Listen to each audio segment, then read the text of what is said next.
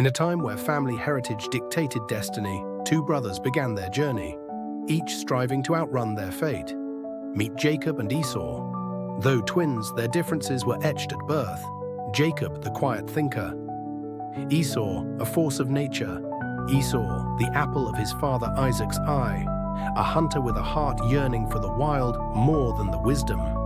Jacob, nestled in tales of future promises, found favor with Rebekah, a mother's confidant. But destiny is forged in moments of weakness. Esau, impulsive and driven by his hunger. Esau, out of breath. Jacob, give me some of that red stew, for I am famished. Jacob responds, sell me your birthright first. For a bowl of stew, Esau surrendered his birthright, overcome not by Jacob's craft, but by his own desire. Thus the stage was set. As Jacob secured a future, Esau's choice would echo through the annals of time. The journey of the brothers had just begun, but its impact would rip through generations to come. We begin with Isaac, who is now old and blind. His wife Rebekah overhears Isaac telling their son Esau to hunt game and prepare a meal so he may bless him. In a twist of fate, Rebekah decides to help Jacob, their younger son, seize this blessing for himself. Rebekah quickly devises a plan. She tells Jacob to bring her 2 young goats. With these, she prepares Isaac's favorite dish, just as he likes it. To complete the ruse, Jacob wears goat skins on his hands and neck to mimic the feel of his hairy brother, Esau. Jacob enters his father's tent, pretending to be Esau. Isaac, though suspicious, smells the garments, feels the goatskin, and hears the voice. But confusion sets in. Tempted by the aroma of his favorite dish, he goes ahead and blesses Jacob unknowingly. Just as Jacob leaves, the hearty Esau arrives, game in hand, ready for his father's blessing. But the deed is done. Esau realizes he's been outwitted by his brother, and fury takes over. He vows to kill Jacob once Isaac passes away, setting the stage for future conflict. What would you have done in Jacob or Esau's shoes? Rebekah, deeply concerned for her son Jacob's safety, she decides to send him away to her brother Laban in Haran, avoiding any harm Esau might bring. The journey is more than just a physical escape.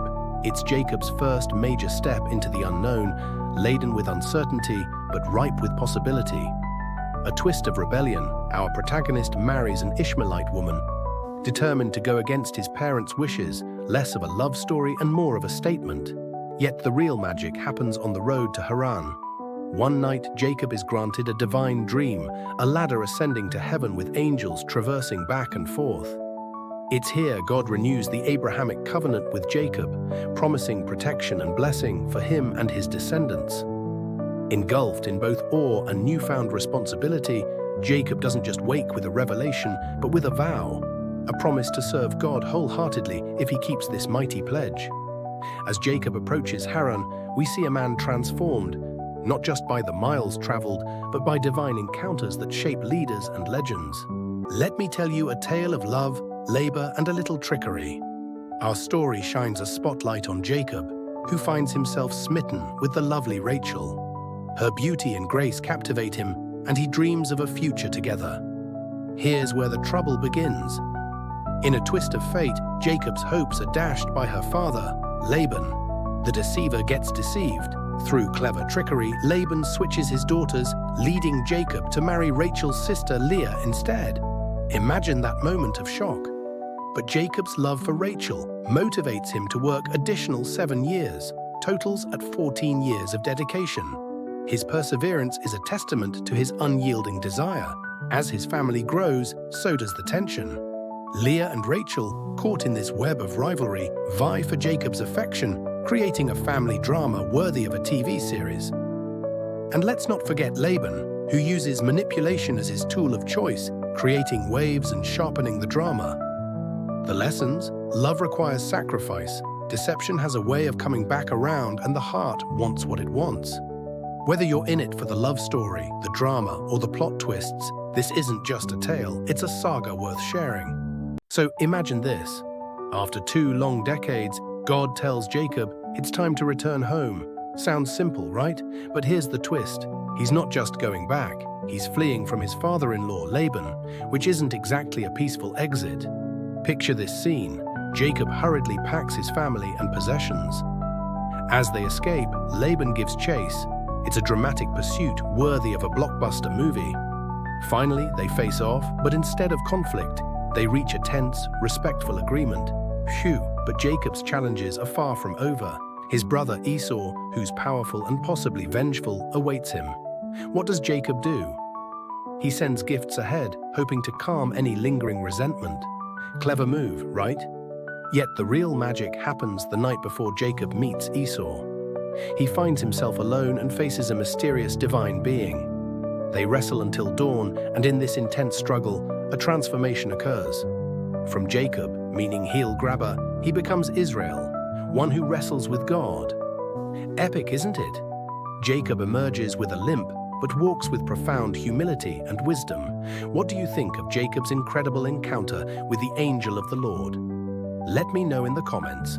Jacob stands on a daunting precipice, facing an army of memories and a physical battalion, as Esau approaches with 400 men. The atmosphere is tense, laced with anticipation and fear of retaliation. But in a shocking twist of fate, the hardened facade of war fades as Esau breaks into a sprint. Tears of longing streaming down his cheeks, the brothers fall into a heartfelt embrace, shattering the chains of past grievances.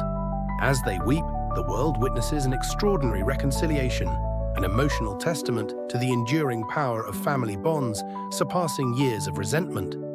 Despite the potential for renewed discord, they choose peace, deciding to go their separate ways without bitterness. Jacob, moved by this unexpected reunion, raises an altar in gratitude. There, he acknowledges the quiet diligence of divine faithfulness that has shepherded him through betrayal, into the wilderness of exile, and ultimately back towards the grace of redemption.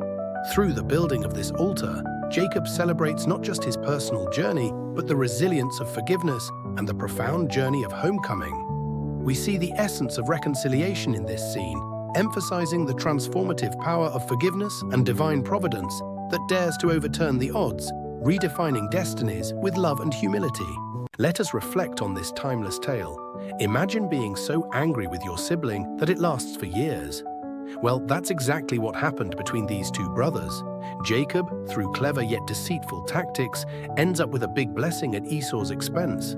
But it's not all smooth sailing for Jacob. His deceit brings him plenty of troubles along the way. Meanwhile, Esau, a man of the moment, gives up something immensely valuable for immediate gratification: a simple meal. His impulsive decision teaches us the high cost of not considering future consequences. But the story doesn't end in bitterness. Years later, when the brothers meet again, it's a profound moment of reconciliation and forgiveness. Esau embraces Jacob, and they put years of mistrust behind them. It's a reminder that no matter how deep the divisions, grace and forgiveness can heal the deepest wounds if we're willing to forgive. So what can we take away from Jacob and Esau? Choices have consequences, but love and reconciliation have the power to overcome years of division. If these two could find common ground, maybe it's time we reconsider some of our own grudges and find space for forgiveness in our lives. Until next time, when we will explore more biblical stories, keep spreading love and kindness. Shalom.